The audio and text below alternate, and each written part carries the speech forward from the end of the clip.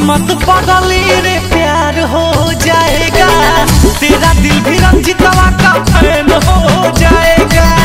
हंस मत पगली रे प्यार हो जाएगा।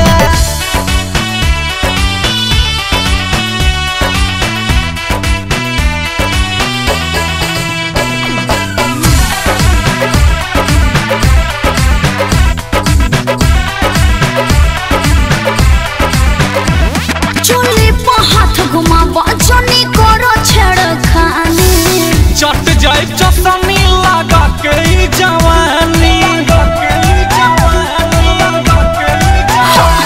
चोली पर हाथ घुमावा जोनी करो छेड़खानी। चट जाए चसनी लगा के जवानी, किया जो इशारा तो जान से भेजाएगा, किया जो इशारा तो जान से भेजाएगा। अच्छा हंस मत पगली, हंस मत पगली रे प्यार हो जाएगा, तेरा दिल भी रंजितवा का फैन हो जाएगा। हंस मत पगली रे प्यार हो जाएगा।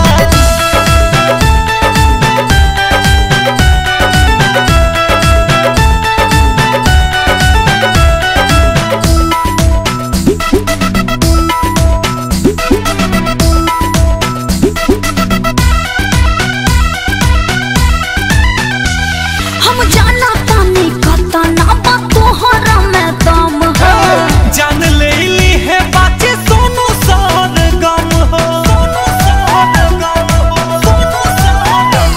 हम जाना तानी का तना बतहरा में दम हो। जान ले ली है बाचे सोनू सरगम हो। सिलपट पे सिल की तरह पिस जाएगा, सिलपट पे सिल की तरह पिस जाएगा। हंस मत पगली,